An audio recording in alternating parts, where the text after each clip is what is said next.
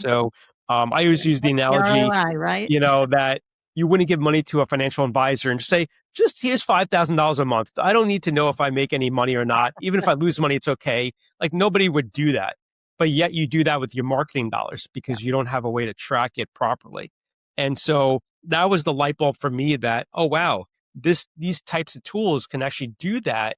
And the reason that most companies don't do it, they just don't know it's available and they don't even know how to set it all up. And so that was exciting for me to kind of get into that. Plus, my background in marketing and owning a business allowed me to really differentiate the types of conversations I had with customers because now I'm not just selling them software. I could talk to them about the marketing challenges, about the business challenges, and find a solution that really marries everything together.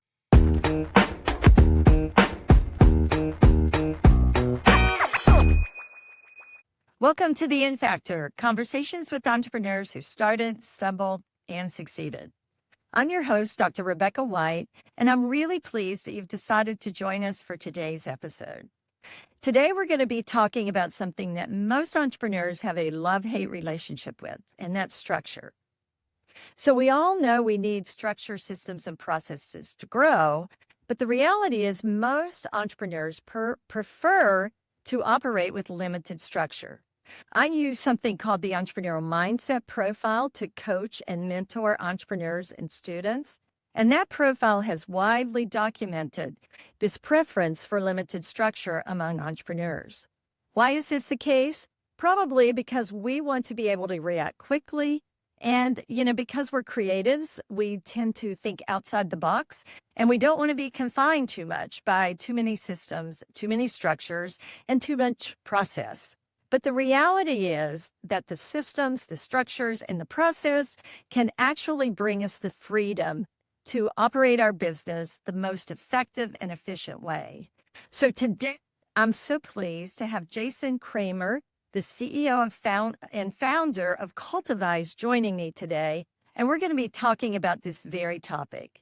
I know whether you're an aspiring entrepreneur, a practicing entrepreneur, or whether you maybe have already exited your business, you're going to find something of value today in our conversation. So let's listen in to Jason Kramer, CEO and founder of Cultivize. So welcome to the In Factor, Jason. Thanks, Rebecca. Appreciate you having me. I'm really excited to have you. I was just reading on your title there, Yoda of CRM. I know that you're the founder of Cultivize, which is, I think, you've been a creative director, an art director, and I think your background, I think I read that you were city councilman for a while. So a lot of really cool things to dig into there. But tell us before we sort of get into who is Jason and what's your entrepreneurial experience and mindset. What is Cultivize and what makes you the Yoda of CRM? Teach you, I will. Cultivize is all about helping primarily established businesses, but also guiding those that are just starting their journey in entrepreneurship to help them build better systems for having repeatable processes to grow and scale their companies.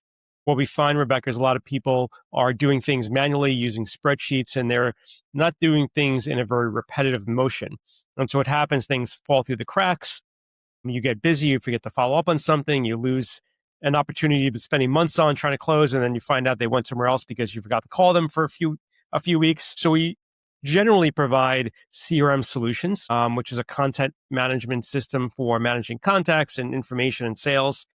But we do that above and beyond in terms of understanding the business, the strategy of what you're doing for marketing and tying all that together. And, this all might sound technical, and it is, but the beauty of what we do in our approach, Rebecca, is that we are completely white glove. So we figure out what strategy is going to be best, what technology will be best. We set everything up. We train the team. We stay on board indefinitely as an ongoing accountability partner, a coach, a strategist, to make sure that the technology that we built for your business is continually working and adapting as your business grows and scales.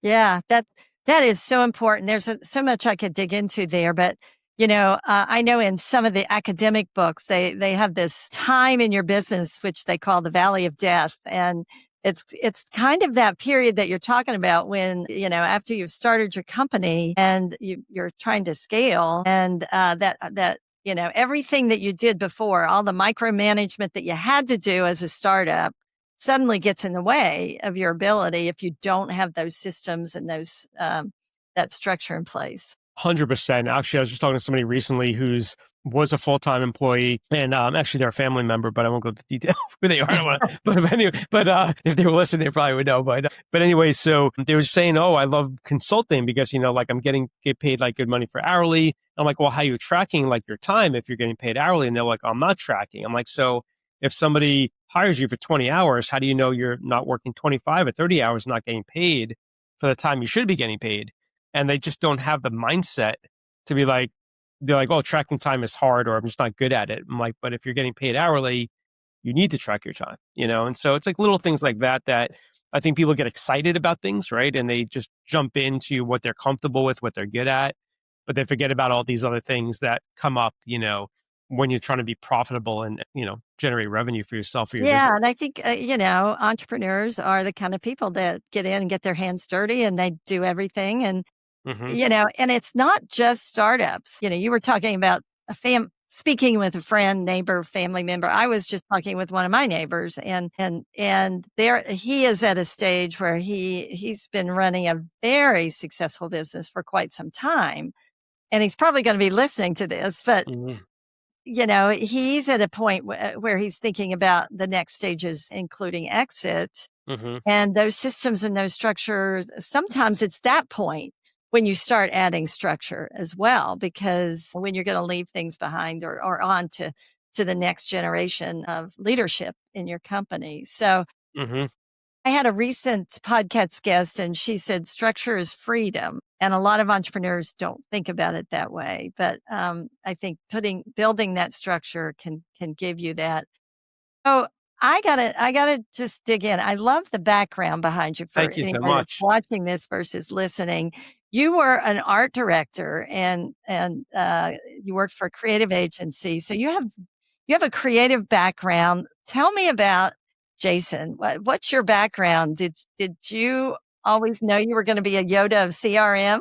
No, not at all. So like I was a kid who didn't love sports growing up. I mean, I played them because that's what you did, growing up in like the early 80s, and there was no cell phones and TikTok and all these other things. Where And did you grow up, by the way? I grew up on Long Island Oh, in Long New Island. York, in Okay. New York. Yeah. Um, and so I was like one of the only kids that had a workbench in my garage. I just love like building things and using my Oh, hands and, cool. Legos were my thing. Like I love Legos and, anything that I do with art and construction, I just had an immediate passion for. And that carried me through high school, getting into more art. And then when I went to Syracuse University, I didn't know what I wanted to do. I just knew I wanted to do something with art. And I found a department called communication design, which was essentially not quite advertising. It was more about like graphic design, and branding and things like that. And so that combined my love of art, combining my passion with computers, with technology, which was relatively new at that time. I was in the mid '90s, but and that led me into the world of advertising when I graduated, which I really liked. And we could talk more about how I transitioned into the world of CRM. But yeah, so like I was always a creative person, even at a very young age. Yeah. Now, is Cultivize your first entrepreneurial venture, or have My you second. your Actually, second? technically, it's my third, but my first, it was never an official corporation. I had a car detailing business when I was in high school and in college There you go. that I didn't know anything. I probably wasn't even profitable because I didn't understand profit margin. I just had fun doing it and making some money. But so yeah, so this would be my second actual business. Yeah. Yeah. Yeah. What was the first one? The first one was a boutique web development and marketing agency in Manhattan that I had for 16 years. Okay. Yeah. So, do you think that art and technology are a common marriage? Let me put it that way. Well, I think that they weren't, if we're going back, let's say 20 years ago, the really only connection there was just the software you needed to understand how to use to build things, right? So back in the day, you were typesetting with cutting out Amberlith and all these things in a very rudimentary way. So computers helped make the ideas for design easier to implement, right? And to bring into reality. But I think today when you have tools like Sora and other AI image generation tools, it's almost like blending, in a way where you don't even know the technology is working. You don't even know how it's working, right? Because you're not responsible for clicking things and doing things to create this beautiful image. You're just saying, hey, go do this for me. I want this weird composite of an image. And it just does it in like 30 seconds. I think more so now the technology and the art have blended in a very interesting way for sure. Yeah, I think, when you bring together those separate domains, that's where you get some really creative outcomes and solve problems creatively. Hmm. So I'm always interested in how entrepreneurs find an opportunity to start a business. And so art was your passion. You went through Hmm. college. Let's talk about both businesses. Was there a moment that you said, hey, I'm not going to work for somebody else. I'm going to do this? There Um, was. And I hate to admit the way that I exited my former company, but I'll share it as at the time I thought it was a funny story. But so the agency I was working at, I was there for about a year and a half or so, and then 9/11 happened. And Virgin Atlantic Airlines and some other big travel companies were our clients that I worked on those accounts. And budgets, we were a team of like 65 at the agency. But like after that happened, months later, it got down to like me and like 14 people. They had a ton of layoffs because budgets got slashed because of, travel obviously went down. And I had to make a decision to say, well, do I work for another agency? Because I don't think this agency is going to be around much longer. Or because I was already freelancing a lot on the side to make some extra money and I just enjoyed it, can I turn my freelance hustle into a full-time gig? Um, and I was actually at with some friends out in Las Vegas at a casino, and I knew that I was just going to hand in my termination, when I got back, and my boss happened to call me about something and heard like, the slot machines in the back, and she's like, "Aren't you supposed to be in New York? Where are you?" I was like, "Well, I'm not coming in tomorrow." Like, and um, so that was it. It was like, can I do that? And it was a good timing because overhead was low. I wasn't married at the time. I didn't have kids. I didn't have like all these other bills and expenses. So I said, well, if I'm going to do it, let me try it now and let me see if I can make that work. And so it was a slow transition, working from my apartment in Brooklyn and then slowly getting office space in Manhattan. I'm building up the company from there. So I never really looked back, even though there were some times along the journey, Rebecca, where I probably should have said, okay, maybe I sell, maybe I do something else, especially when I got married, had kids. Should I do something more stable where we have good health insurance and I'm not, doing all these right. other things, right? And so I've grown a lot in terms of understanding what the responsibility of being an entrepreneur is, the responsibility to myself and to my family. I think at a young age, I think some people may not see all those other things that come with it, right? You have freedom, yes, but there's also a whole lot more responsibility to put food on the table and everything else. And a lot of hard work A lot of because hard work. Yeah. I mean, yeah, you set your own hours and everything else, but you're responsible for everything. everything. Yeah. So I didn't want to interrupt you, but I thought your story about Las Vegas was going to be that you threw a 7 at the craps table, made a whole bunch of That money and put it. that would have been nice. I never had much luck at the gambling. It's not my thing. Yeah. Yeah. Yeah, it's entertainment, right? It's not a way to Yeah. necessarily start a business, but No, no, not a smart way, I don't think. Yeah. But, what was another interesting part of that story is the whole idea of a side hustle. So that was 2001, right? You said, Yeah. I think, That's right. and that's 20 some years ago. But today that is a very popular way to get Hmm. started with business because so many things, as you've already pointed out, with AI and all the technology that's no code, very simple, you can do so much on the side. And so Yeah. side hustles I'm seeing from people I interview and even my students and other entrepreneurs that I work with, side hustles have become a very common path into full-blown entrepreneurial businesses. Oh, absolutely. And it's in many ways it's more challenging, but it's also easier. I mean, there was no Upwork, there was no Fiverr back then. So there was no really communities to get work. It's really like who you knew and your connections for people to know what your skill was and that they could hire you and the network you built. So certainly it's more competitive today, but it's also in some ways also easier to get in front of people. So that was business one. Business Yeah. two, the one This is that you're business working too. on now, Cultivize. Yeah.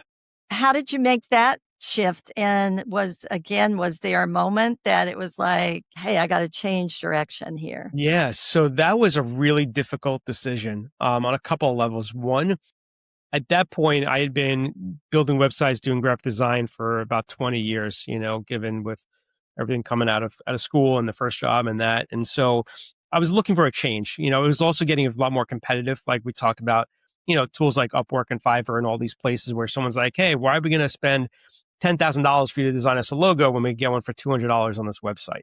And so we started seeing a change in the types of clients we were working with and all these other pieces. And there was more and more people doing what we were doing, right? So the landscape became a lot more competitive. And the reason it clicked for me was we were doing a lot of email marketing for the last few years at the agency I had. And we started getting involved with marketing automation, which was fairly new back then. It was not, obviously now it's very popular and every tool's got it basically, but back then not as much. And so I started connecting the dots, Rebecca, of, okay, this tool could actually be more than just sending out emails. It could connect to the sales team. It could connect to all these other aspects of a business.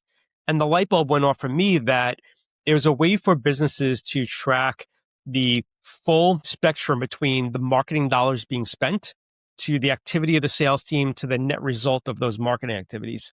And what I mean by that is a lot of people just spend money on marketing, whether it's $100 a month or, $100,000 a month, and they don't really know if they are generating any revenue, if it's a return on that investment, right? So I always use the What's the analogy, ROI, right? that you wouldn't give money to a financial advisor and just say, just here's $5,000 a month. I don't need to know if I make any money or not. Even if I lose money, it's okay. Like nobody would do that. But yet you do that with your marketing dollars because you don't have a way to track it properly. And so that was the light bulb for me that, oh, wow, these types of tools can actually do that.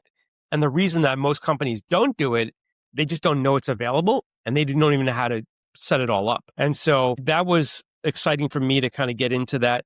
Plus, my background in marketing and owning a business allowed me to really differentiate the types of conversations I had with customers because now I'm not just selling them software. I could talk to them about the marketing challenges, about the business challenges, and find a solution that really marries everything together. Yeah.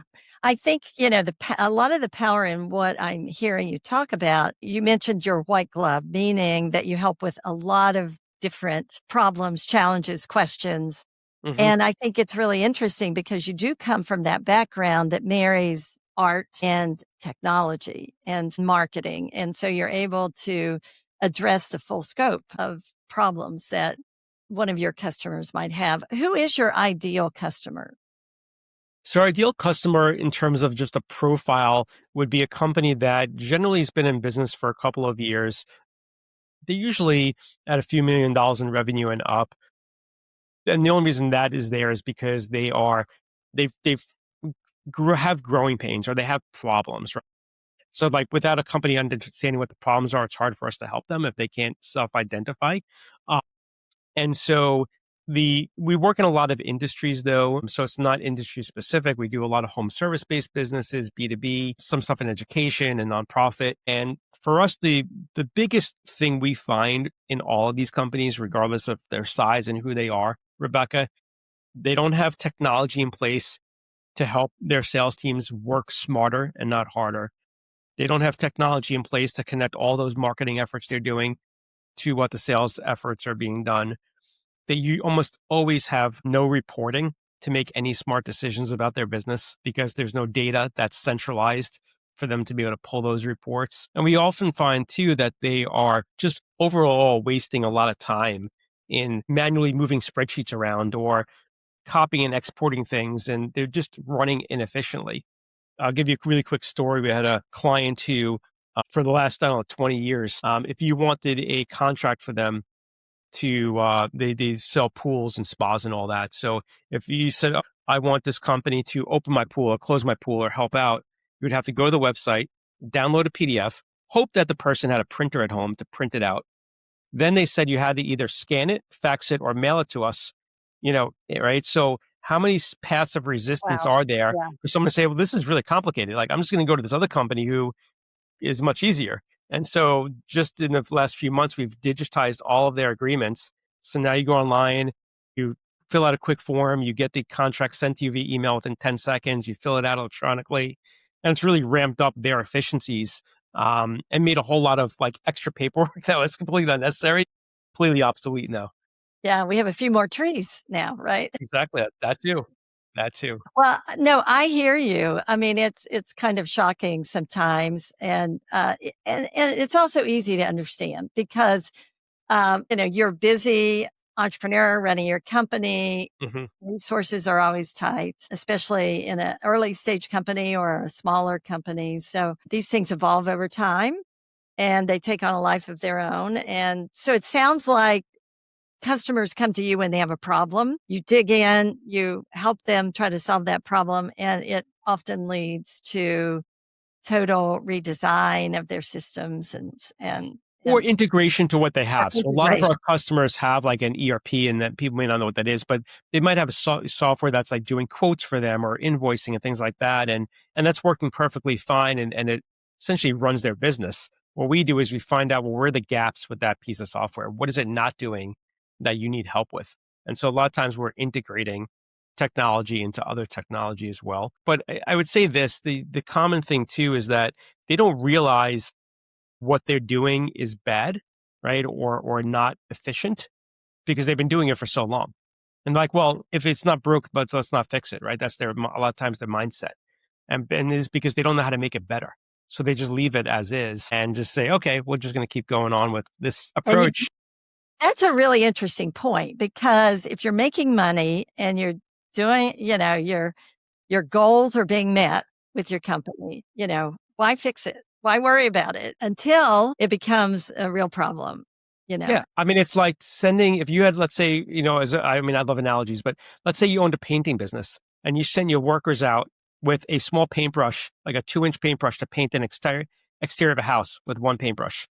Could they do it? Yeah, they could do it. It would just take a really long time. It wouldn't be efficient. But then if you said, oh, here's a sprayer, right? You can spray the whole house and I'm going to send out 3 people to spray it instead of one person. And now you got to do 3 houses in one day instead of one house in a week. It just makes a lot more sense, Yeah, and absolutely. that's what we're trying to do is just open the mind to say, we're not saying what you're doing, is not working. It's working. It's just not efficient. So I just have to ask, they always say that what is that? The shoemaker's children have their shoes. So Yeah. what's going on in your business that you're struggling with? Is there anything that challenges you right now that you're working on and thinking about? Or, how do you actually find your own blind spots? Because I think that's hard for all of us Oh, sometimes. absolutely. And it's actually interesting timing you bring that up.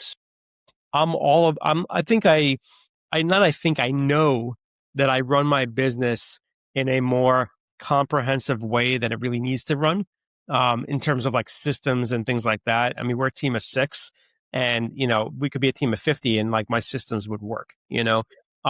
But, but where I've lacked, and it's something I've been working on for the last few weeks, is really building more of an executive, like real time dashboard of the business. Like if you were to ask me something about, oh, how many leads did you get, or where did the leads come from, or how's your AdWords campaign working, any of these different questions you might have about the business, what's your ROAS or what's your profitability this month compared to last month? I'd have to go into all these different tools to find all that information. I don't have the time to do that, right? So what happens is that I often then don't look as often as I maybe should be looking because everything, all the data, it's connected, but it's all in different places in terms of reporting. So now I'm using a tool called Looker Studio. It used to be called um, Google Data Studio, but I'm using that, and we talked about AI about with a tool called Claude Yeah, to I like really that. build a visual dashboard that is going to bring in my QuickBooks data. It's going to bring in my marketing data. It's going to bring in my CRM data. It's going to bring everything into one single dashboard that allow me just to get all that information just at my fingertips. Yeah. So that's exciting. I'm looking forward to try to get that project done before Thanksgiving is my goal. Yeah. I can Well, work that in. that sounds so powerful and so useful, that dashboard idea for the CEO, and something probably a lot of our listeners would benefit from. Even going back to the gentleman I was talking about that's, looking to exit, that kind of Yeah. bringing that? I mean, probably he's carrying around a lot of that data in his head, Oh, but how do yeah. you get it to somebody else, right? Well, that's the thing. And I think, it's interesting that you mentioned that story of your neighbor because when people go to sell, the people that are not organizing with processes, what you're selling is up in your head. So if you sell, and even if you stay on for a year or two, like you have to transpose all of, the last 10, 20 years of all that information onto paper somehow, right? To explain all that, because otherwise, what are they buying? They're not buying anything, right? And so there's more value in saying we have a system. What I loved your question early on about like the freedom you feel like at that point of a business. I remember, and it was years before this happened, but I remember the first time I was able to go away with my family for like 7 or 10 days on vacation. I didn't check email once. I didn't do anything. I knew that the team was taking care of everything. We had processes in place. Nobody had to check in with me. And it was such a great feeling to have gotten to that point to be able to do that and to know that okay, everything is going to run okay without me. And that's the one thing that I think every entrepreneur strives for is, have I built a company that can run without me? Can I walk away for a month or two and the business will be okay? Yeah. And I Yeah. think that's the ultimate goal.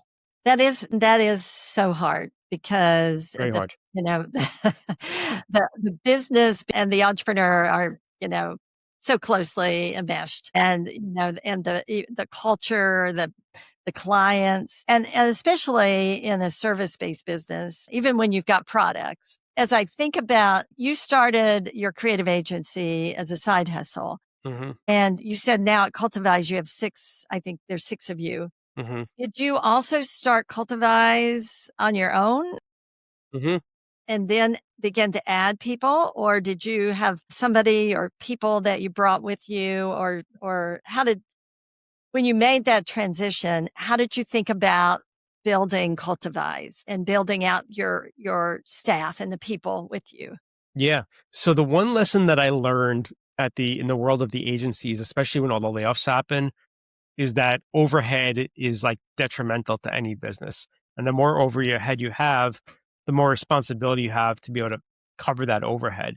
And so when I went out on my own, and even when I made the decision to get office space, I knew that when I would hire people, I wasn't going to hire anybody full time. And, I was always going to bring in contractors and people on 1099, contracts for specific projects or specific clients. It allowed me to keep my costs lower and be more competitive, but it also allowed me to control that overhead. I've done the same thing with Cultivize. I mean, we've had, team members we worked with years that are not full time, they're just on a contract basis. And it's allowed us to be very agile as well. We just brought on a new team member a few months ago because we were growing. We needed more bandwidth. So it's much easier to do that in that model. Plus, you could also be more flexible, I think, and just the way depending upon the type of business you have, what state you're in, and things like that, and where those contractors are as well. I mean, there's plenty of people working with people, and I've done it in the past. I don't do it now, but I've plenty in the past worked with people overseas, right? And so, like, there's different things you don't have to worry about from a tax implication, if you have somebody working, wherever, outside the US. So there's definitely a value to that. And there's definitely been a shift for sure. I mean, there's very few companies I talk to. I'm not sure very few, but there's this on the consulting side, most consulting businesses have like a lean crew that are a lot of times like contract based. Uh-huh. And back then in 2002, essentially when I started, there was no virtual agencies. It didn't really exist. Like everybody that I was competing against was either like an individual freelancer or it was like an agency with a whole big staff. And so there's another really quick story.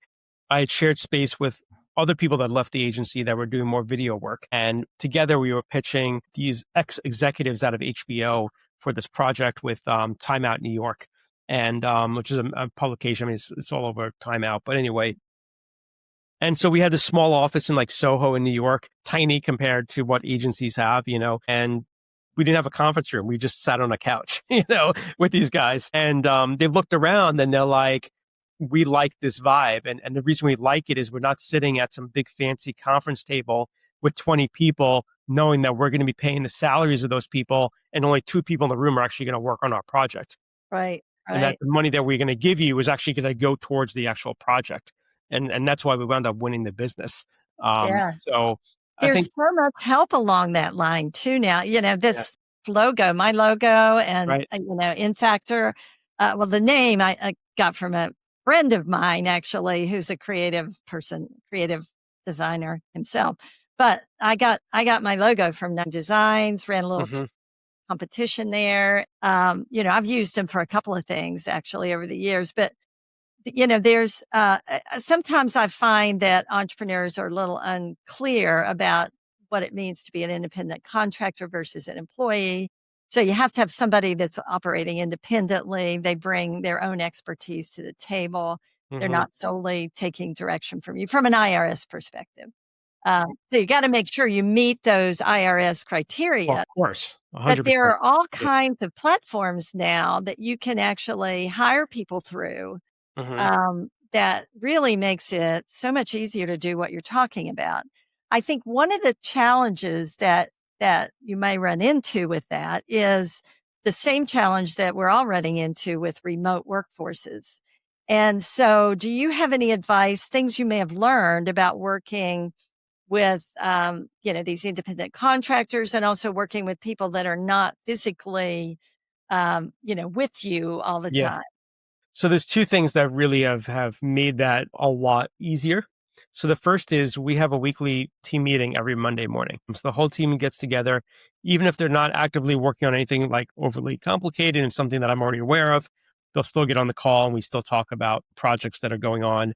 Um, the second piece is communication. So, having an open form of communication, how are they going to communicate, setting those standards, and not only communication internally, but and I've told all the people that work for me, I've said, listen, I know you're not full time. I know you're doing other things, but one of the responsibilities is if somebody emails you, a client emails you, you have to respond before the end of the day. It doesn't have to be in 10 minutes, but you have to get back to them. And I monitor all that and occasionally things slip through. And I said also, don't email them after hours and don't email them on the weekends because, we can't let, and I'm saying this in a very, loving way, but, I decided years ago that we're going to work during business hours and that we want customers to respect that as we respect their time.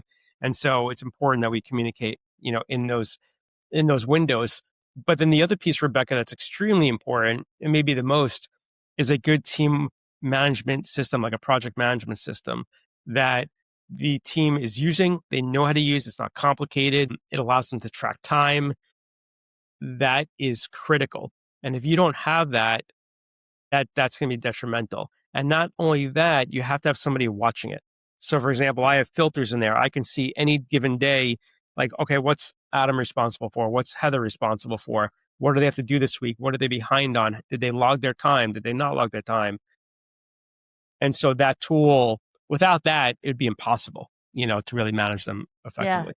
Yeah. I think that's such great advice. I heard that, you still have to create a culture, right? And I mean, you have to, the tracking systems are really important, but your values and the way you want to work with your clients, that culture, you still have to communicate that and Well, share that. absolutely. And we have, we do things, as a group. I mean, they get holiday gifts from me at the end of the year, bonuses, and things like that. So like I treat them like they're full-time employees, even though they're the contractors, we've been together for so long.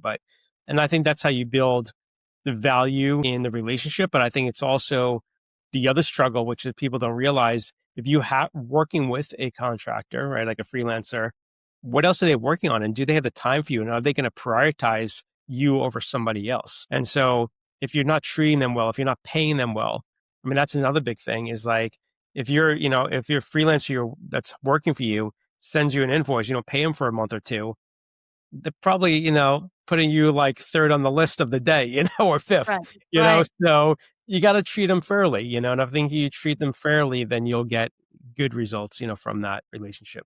Yeah. Well, I know you've had a lot of years of experience working with this kind of client. I mean, this kind of employee. Hmm. And it sounds like you've figured a lot of that out. Your company, I love what you're doing. I guess my question is, where do you go from here? Like, what are your goals? What are you thinking about for your goal, for your company, what's your vision? So my vision, As you can probably tell today, I mean, I love talking about just in general, right? I'm just, enjoy conversation. I would like to. I've done a lot of podcasts, at this point in the last couple of years. It's been a really big part of our effort to build my own kind of brand for myself, personal brand. I'm working, next year, the idea of putting together maybe a book or two. Haven't decided exactly like zeroing in on that, but parlaying that, if you will, and it's really a negative word in a way, maybe, but stepping off of the podcast and a book, maybe doing an adjunct professor. I know you teach, but maybe Yeah, doing something we can to kind of talk. give back, to the community that way. And then potentially leading into like speaking engagements in person. So that's where I can see like in the next 10 years, trying to build Jason Kramer as more of the authoritative voice of the CRM world, if you will. Like that's what I'm Yeah. striving for. And Yeah. that's a powerful approach, especially in today's world. I think we all have to think about our brand. Hmm. In a, in many instances, we are the brand of our company as well, and so we have to manage that very well. So what? Go ahead. I'm No, sorry. I was gonna say that I think it's a fine line, like putting yourself out there as like the voice of the company, because if you don't want to be perceived too small. Also, if you have a bigger potential opportunity coming your way, to make it seem like you're like a one man show. Right. I think you have to be careful on how you do that. Now, granted, if you are just one person, that's fine. But if you're a team, like even on our website, like there's a section in there where it's like have a CRM, we call it a fit assessment, have a session with Jason, the founder of Cultivize, and my pictures up there. And so, good or bad, my approach is well, like you're talking to the owner of the company. You're not just being pushed to some salesperson. Like you're going to get all of Jason's experience for this free complimentary session. So I think that's just important to think about is like how people perceive the way you're putting yourself out there. Yeah, that's really important too, because it goes back to what we were just talking about. How do you put systems in place so the company can survive beyond you as the Yeah. founder? And so you have to balance this brand building, but it's brand. There. I mean, you work with customers all the time about their brand with their branding and their messaging. So I'm very curious about social media and Hmm. your thoughts about social media as a marketing tool and how a business owner should be thinking about that. Okay. You just opened up the rabbit hole here. Okay. So I think it's good and bad. I think it depends upon the business you have and the market you have. My feeling is this. Every platform is different in the way that your content gets distributed. So, for example, I work mostly with businesses. So LinkedIn is the primary social media platform I work with. One of my frustrations is that even with almost 10,000 followers, if I put out a post today, LinkedIn's going to say, okay, we're going to send it to 150 people, right? And see what they think. And if they like it, we'll send it to another 200 people. And so I can have the best content in the world, but it's LinkedIn deciding if my whole network is going to see it or not based on how people are engaging with it. And so, you can spend, and I've done this in the past just to see if I could sort of like figure out the algorithm to get past certain points, which I have a little bit, not as much as I was hoping. I've spent a lot of time and money building tons of content. I mean, a tremendous amount. And it didn't really move the needle that much. And so, and the same thing with YouTube. Like I have a client who does a ton of every week, makes really beautiful videos. They're in financial services, really smart guy, very professional videos. And some of his videos have gotten like, 15,000, 20,000 views. How much traffic to the website? None. How many sales calls? None. Right. So it's like, okay, well then what's the point? What's the disconnect there? Right. Is it that the messaging on the website doesn't reflect what he's talking about in the video? Is it not the right market? Like, is it whatever the reason? Right. So the thing I would say with all marketing in general, and social is a big part of this, is that it's very easy to go into a Facebook or what have you and set up an ad or boost a post and pay $10 or $20 and be like, oh, that was easy. I'm going to get now 4,000 more people to look at it. But if you're not monitoring what the net result is, it's extremely easy to fall in the trap. And next thing you know, you're spending thousands of dollars on something that's bringing no result at all or very little result. Yeah. And so I think that's where the danger is that Going back to what I said before, it's so easy to spend marketing dollars, but it's not so easy to say, let's pause for a second, you know? And I've even had to do that with a check on my own. I just restarted a new AdWords campaign like 4 weeks ago. And I said to, and I've even hired an external marketing team to help build that and manage that. And I said, guys, we need to pause. We've just spent a few $1,000s and the ROI on the conversions is not where it needs to be. So we can't keep spending money until we figure out what's broken. Otherwise, what's the point, right? I'm just going to keep just throwing money down the toilet, you know? Yeah. And so I think social media is, for when it comes to marketing, I think it can generate interest, right? Get people to fill out a form, do something, watch a video, etc. But is it actually putting cash in your pocket, or is it getting people to book a call with you? Whatever it is, like download your ebook, right? Or whatever it is you want them to do, like, are they doing that? And so that's the one thing I would throw out there in terms of caution is, I'm not saying don't experiment, but if you experiment, keep it to like a 30-day, 60-day window of experimentation and just kind of monitor that really closely and figure out if it's actually working or not, and then pivot if it's not.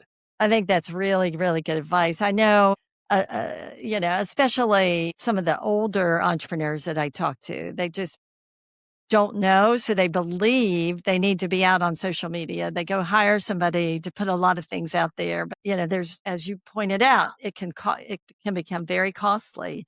Mm-hmm. And unless you're monitoring the return on that investment, you need to step back. And the thing too of it is that, and it's really no fault to any marketing agency, but all the marketing agency can tell you is, well, you got this many more likes or followers, or this many people looked at the post or watched the video.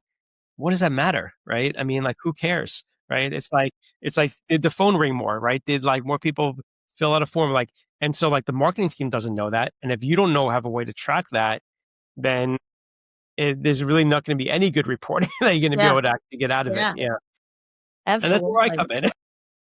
And I just have to ask, because I'm finding so many ways to integrate AI into what I'm doing. So how do you talk to your clients about AI and using AI?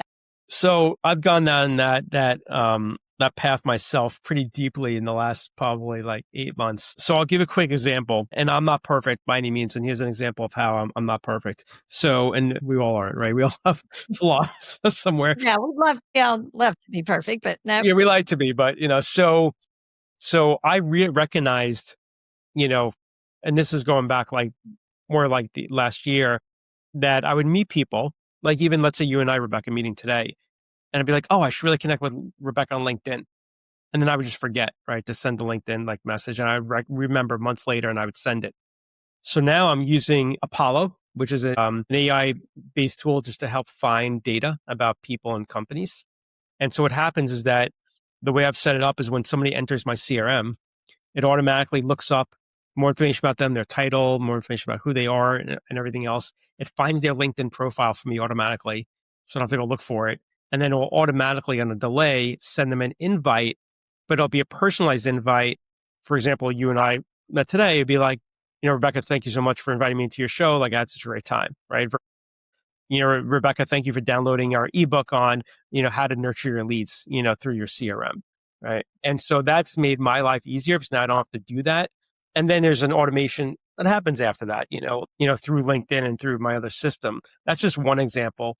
Another thing that I think would be really good for younger, even established entrepreneurs, is using AI to help close deals. I think it's extremely powerful. This past year, there were 2 deals that I was on the fringes of losing. One of them was because, basically, essentially, it was after a couple months of conversation, and the potential client said, "Listen, I love you. I love what you guys are doing. I think it could be a good fit. But this other person you brought in on your team hasn't been communicating like that, that quickly, like over email." And it just turned out that person had some like personal things going on and was out of the office. And that was my fault for not communicating that to the prospective client. I didn't know that was happening.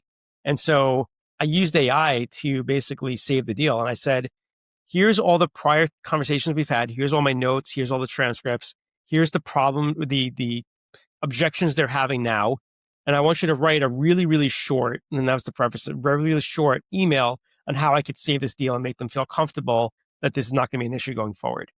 I made some small changes to the email that, reflected more of my tone and voice, sent it off. And then within an hour, he replied back, sounds great. Let's go forward. Like, send me the contract. And I was like, yes.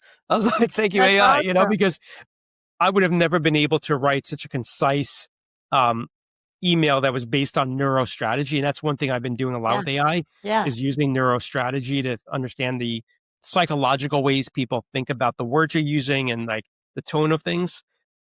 And so those are just two examples, but there are so many more, that I could go through, but I know. it's, It's you know, amazing, isn't it? And it really is. that's really powerful. But like anything in life, I would say that AI is only as good as we talked before about being creative, right?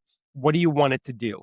And so the more directive you give it, if you say, hey, Gemini, write me an email to this company I'm trying to pitch, it's gonna be super generic. But if you say, hey, here's the name of the owner of the company, here's the head of the marketing team, here's information about them. Can you go look up their competitors and see how they're different? Can you now take my core values and my persona about myself and my company and how we can help solve these problems? And you just feed it tons of different information. Then you're going to get a lot more accurate and positive response out of it. That's going to do a lot better for you than if you just treated it in a more generic way. Yeah. It's all about the prompts and learning how to The do prompts that. are critical, and then using the right tool, like we talked before, maybe people don't know about Claude, but Claude is really more of like for programming, so, you want code to be generated versus like ChatGPT might be like, hey, I'm looking for a good, like, margarita recipe, and I don't have any agave, syrup. What can I use as a substitute, Yeah. And I can do some other things too, of course, but every platform has its own unique advantage. Yeah, I found that as well, and I've used Claude, and I use ChatGPT for a lot of things, What am I gonna get my grandson for his birthday? Here's what he loves, give me some ideas. I mean, it's amazing what it can do. My wife, when for a while, she never used ChatGPT at all, and then she didn't really understand what it was, and she takes care of dogs. That's what she does. Um, but anyway, the point is that like she had to use it for something. She like had to like she wanted to write a text message to somebody, and she didn't like how to say something without hurting their feelings. So I was like, oh, and try ChatGPT, like and see what it does, and now she's like on it like all the time. Oh, me and my kids like always joke with her when she asks us a question. We're like, I don't know. Why don't you go ask your boyfriend ChatGPT and see what he thinks? Yeah, Yeah, I know, it's kinda scary how attached some people get to it. Not that yeah, your wife is, right. uh, that's funny. And it's cute. I mean, it's funny the way that she uses it for the things she uses it for. And sometimes, like, I would have even thought about recipes, and she started looking up recipes on them. Like, wow, these recipes are actually pretty good. Yeah, It's so much yeah, easier than like going to find a recipe in the traditional way. yeah, yeah. So that's where we get all our recipes from now. Yeah, it's great, that's great. Yeah, and you don't have to go through sometimes those sites where they have the recipes, you gotta go through the long Oh description my of god! what And they then like it did that day. disappears, like, and then like you're in the middle of cooking, and then the thing just like disappears, and you can't All the find any. ads, yeah, Yeah. it's kinda Um, crazy. Plus, if you have restrictions, you'd be like, I don't have any milk, or I don't want this in it, or I'm out of garlic powder. What else can I use? And it's like, boom, it just here's a modification, and it'll still taste Well, great. yeah, AI is a big thing here on the college campuses, and we're all learning to adjust to it. But I think of it as a really super graduate assistant too. I have to check everything, but Hmm. it can do a lot of work for me. So I'm having such a good time, Jason. But I got a couple more questions I got to ask you, and then I know you've got to get back to running your company. Have you had any failures along the way? Do you have a failure story? Because almost every entrepreneur I've talked to has gone through failures and has learned to use failure as a great way to learn and propel them onto the path for success. Have you had anything along the way that was a pivotal kind of moment that transformed the way you did things or um, anything you'd be willing to? There's two. The two come to mind. So the first is when I started out, and this is before anybody else was working for me. Whatever I was charging an hour, I don't even remember what it was. It was money in my pocket, right? There's no other really very low expenses. I didn't understand profitability in the very beginning. I was they call skillpreneur, right? I had a skill as a graphic designer, decided to turn that into a business. Never went to business school, never was a salesperson. And so working with business consultants in my early stages and helping understand like profitability on not only the business, but on jobs, right? So if I'm like, oh yeah, I got a $20,000 job, that's great. But then I spent like $22,000 building a job, that's not so great. So not that that happened, but, but understanding how to look at that and control that, I think is extremely important. And then second thing is a good accountant. In the beginning, I was just working with like a family friend and it's like, okay, that's fine. You're doing basic things. Um, and it got to a point when I recognized they weren't probably doing everything they could be doing to help me in my business. And I was struggling trying to find somebody new, and I would interview other CPAs. I'm like, what would you do differently? And they're like, we wouldn't do anything differently. I'm like, well, you're not hired. And so uh, I finally found an accountant years ago who completely changed the business. I mean, just everything from the way we run payroll. I mean, in the beginning, there was no really like payroll being run and just tax planning and retirement planning and all these different things that were never really being looked at in the big picture has made a huge impact, for the business. Not only just knowing that everything is being done correctly, but from my financial perspective as well, it's really made a big impact. So I'd say that you're never too small to make sure you have a really good accountant. Now, of course, you need to be able to afford that, right? And if you're really small, you may not, you may just go and do it yourself. But when you get to that point where you are, making some money, I think having a really good accountant, but an accountant that's a financial, not even a financial planner, but like a tax planner, I would say is really important. Yeah.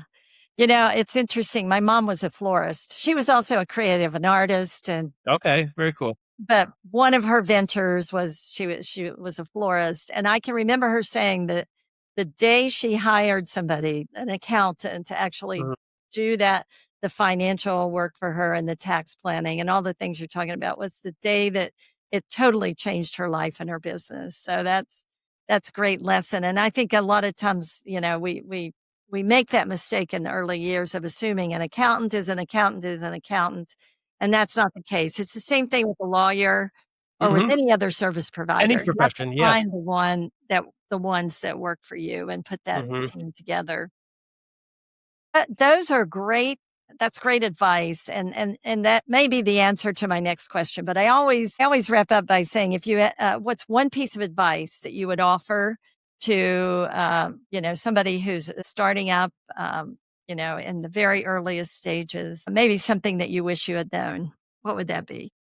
I would say get advice from other people that have made mistakes and that are smarter than you, and that, whether they're not in the same industry or the same, job, can make a huge difference because you can read everything online, you can watch, things on YouTube, you can read books, but talking to people and being able to share struggles you're having or issues or just general questions is huge. I didn't know, Rebecca, and again, that we're going back to, early 2000s. I didn't know there were business consultants and sales trainers and all these things when I started my business. It wasn't as readily available as it is today. And so it took me a couple of years to recognize that those things were available to me. And that made a big difference, just getting outside opinion, outside guidance, and I think the one struggle I always had and still even have today is that I don't have any partners to the business. So I bounce ideas off my wife or I talk to colleagues or people in other businesses, so you need that. You need that to stabilize yourself, to challenge yourself, right? To get out of the comfort level you might be in and take risks. And so that I think is a really important piece to do. And even if you didn't know anybody, even just getting into podcasts and listening to shows like this and other shows where, and I even do that. I listen to several different podcasts where I'm like, oh, that's a really good idea. Like I never thought about that. So just trying to, educate yourself, I think is extremely important. That's great. Great advice. And I hope you'll be a regular Infactor listener. Yeah, thank you. I appreciate that. Yeah. Well, Jason, this has been a lot of fun for me. I've thoroughly enjoyed it. And I'd love for you to share where our audience can find out more about you and Cultivize and maybe connect with you. Yeah, well, absolutely. So the best place to go is to afterthelead.com. So it's just how it sounds, afterthelead.com. You can connect with me on all the different social platforms. They're all there. You could also, if you want to have a chat, there's a link to schedule a call with me. No pressure. We can just talk about what's going on with your business or the start of your business, happy to help and provide any information. We got a lot of good resources too, Rebecca, for everybody listening, some really cool ebooks. That's fantastic. Jason, this has been great. Thank you for joining me today.